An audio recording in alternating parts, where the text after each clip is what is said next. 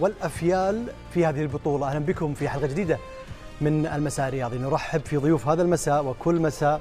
فتحي المولدي أهلا وسهلا. مرحبا. وحيد بالسيوف أهلا وسهلا. بدر الدين إدريسي أهلا وسهلا. مرحبا. نصل إلى صابر غراوي أهلا وسهلا. مبروك يا صابر. الله يبارك فيك يا مشاري، الله يبارك فيك. تحياتي ليك والأصدقاء ولكل الجماهير. مبروك، الحمد لله. مباراة رائعة، إنجاز متميز جدا. أبطال العميد أو رفاق العميد أو أبناء العميد، سميهم ما شئت، أبناء العميد عزيمة من حديد. أبطال مصر هم من صنعوا النصر. نقول بدأها مرموش وكملها الوحوش، رأسية بديعة يا جمالك يا ربيعة، وأخيرا صلاح هو عنوان النجاح. حقيقة مباراة مليئة بالعناوين الرائعة، مباراة مليئة بالتفاصيل الأروع، مباراة مليئة بالأبطال. كان عندنا 11 بطل داخل أرض الملعب غير البدلاء اللي نزلوا كملوا البطولة، وكان عندنا بطل شامخ واقف خارج الخطوط، العميد حسام حسن.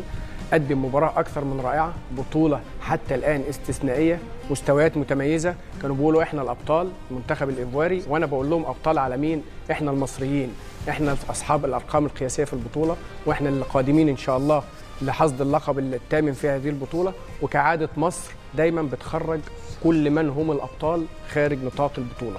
وكعادة مصر دائما يكون حليفها النصر في المواجهات الكبيرة. تمنينا بعد ما باركنا لمصر أن نقول مبروك للجزائر، لكن هارد لك يا وحيد، هارد لك. طبعا كنا نتمنى أن نتواجد في الدور نصف النهائي قياسا بالمشوار الذي قدمناه خلال الدور الأول وكذلك الدور الثمن النهائي، لكن للأسف خسرنا اليوم. لكن نعتبر هذه الخسارة بداية للمشوار المنتخب الجزائري للاستعداد لكأس العالم وكذلك للاستحقاقات المقبلة. أمور كثيرة حدثت في المباراة، أعتقد ممكن نتحدث عليها بعد قليل. إذن مصر الأبطال بكل عزيمة وإصرار روضت الأفيال. نتابع. قياسية مصر صاحبة ال7 ألقاب، مصر ظهرت كما هو تاريخها وإرثها الكبير العظيم وعبرت كوتيفوار. لفتح بالطبع قل مصر ارفع رأسك يا مصر، ارفع رأسك وقد أزحت صاحب الكأس. نقول بطبيعة الحال مصر كنا ننتظروها إلى حد الآن، 4 مقابلات وإحنا كل حصة وصابر ينادي أين مصر التي أعرفها، أين مصر؟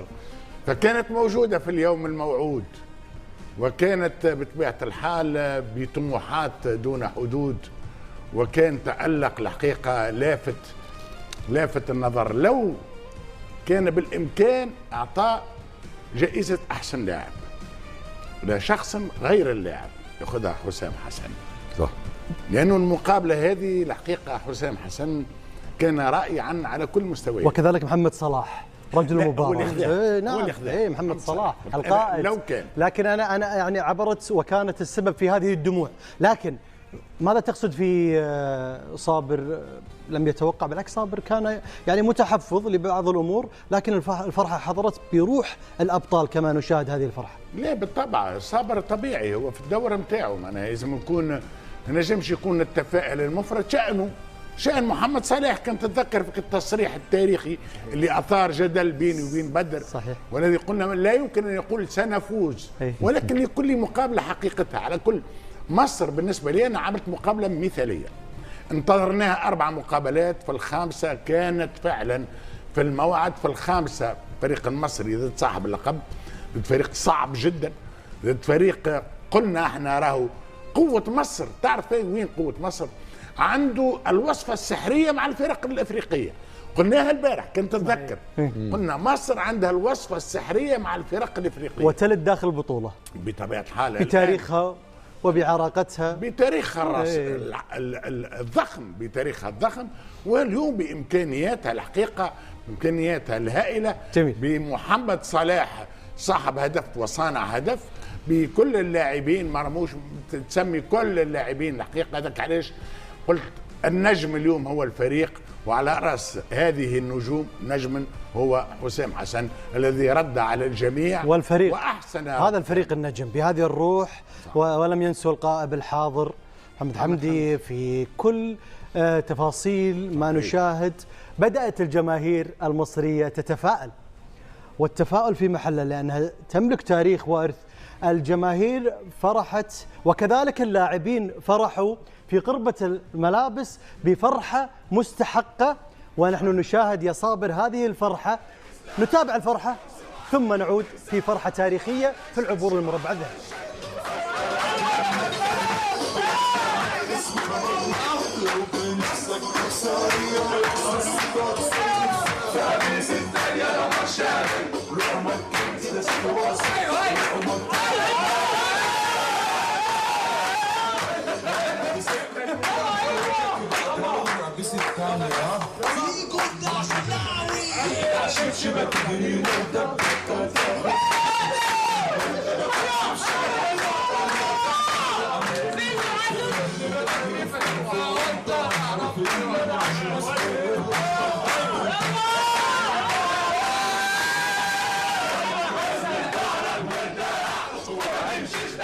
رأيك في هذه الفرحة، فرحة الرجال الأبطال يا صابر؟ يعني على قدر صعوبة المباراة وعلى قدر صعوبة البطولة بشكل عام وعلى قدر رساخة قوة واسم مصر في بطولة أفريقيا، بتأتي هذه الفرحة في هذه المباريات. أنت بتخرج فريق مش سهل، فريق كان من ضمن أبرز شاهد الفرحة يعني.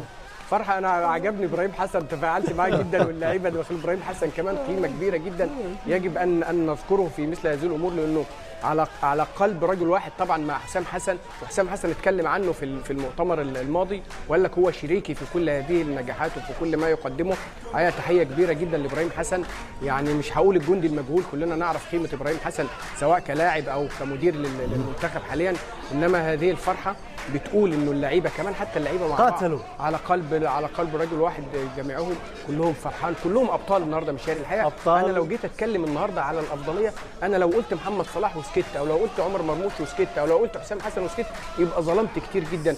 انا عندي حمدي فتحي قدم مباراه رائعه، عندي رامي ربيعه كان عملاقا في خط الدفاع، روح الفريق. عندي مروان عطيه كان متالقا في خط الوسط، حسام عبد المجيد اعاد اكتشاف نفسه، احمد فتوح كان مبدعا في الجبهه اليسرى. الحقيقه مهما اتكلمت انا مش عايز اتكلم وانسى حتى البدلاء اللي شاهد الفرحه معبره جميله جدا لعمل كبير ولضغط كبير، ونعيشها مع المدرب حسام حسن عايزينه يتواجد معاهم في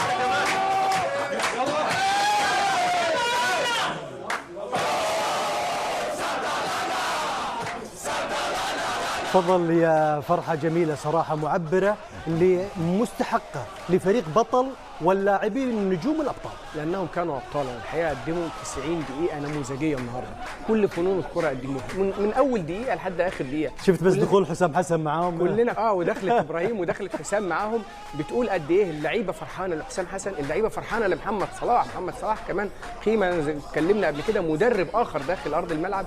اللعيبة فرحانة للعيبة الكبار سواء الصغيرين أو الكبار. فرحة جماعية، فرحة جميلة، وربنا يديمها إن شاء الله. فاضل لنا عبرنا 90 دقيقة مهمة، فاضل لنا 180 دقيقة إن شاء الله في الطريق للكأس، وعندنا مباراة مهمة جدا، المباراة المقبلة أمام المنتخب السنغالي. جميل، نبتدي نجهز لها إن شاء الله. نعم.